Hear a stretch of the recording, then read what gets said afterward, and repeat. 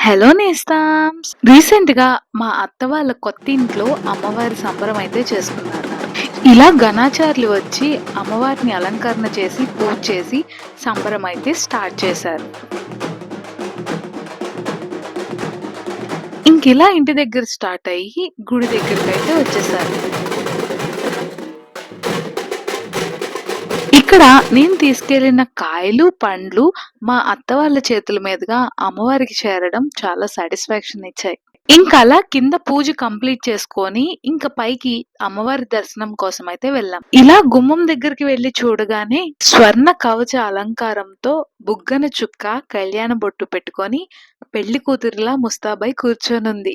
ఇంకలా అమ్మని చూడగానే చాలా హ్యాపీగా అనిపిచ్చింది. ఎలాంటి ఎక్స్‌పెక్టేషన్స్ లేకుండా వెళ్ళిన మాకు అంత మంచి దర్శనం ఇచ్చింది. అండ్ ఆ డే అంతా కూడా చాలా హ్యాపీగా గడిచింది. ఆ తర్వాత మాకు తెలిసింది ఆ రోజు పౌర్ణమి కాబట్టి స్వర్ణ కవచం వేశారని. అండ్ బ్రహ్మోత్సవాల్లో భాగంగా ఆ ముందు రోజే కళ్యాణం చేశారని.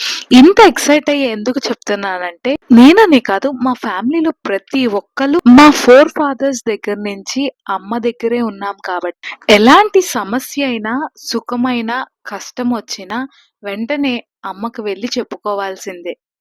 ఇంక అత్త వాళ్ళ ఇంటికి వెళ్లి ఇలా డెకర్ అంతా ఫోటోస్ తీసుకొని ఫ్యామిలీ మెంబర్స్ తో పిక్స్ దిగి మమ్మీకి కుదరలేదు కాబట్టి డాడీ నేను అత్తయ్య వాళ్ళకి బట్టలు పెట్టి వాళ్ళ దగ్గర బ్లెస్సింగ్స్ తీసుకొని లంచ్ చేసేసి ఇంకా ఇంటికైతే రిటర్న్ అయిపోయాం.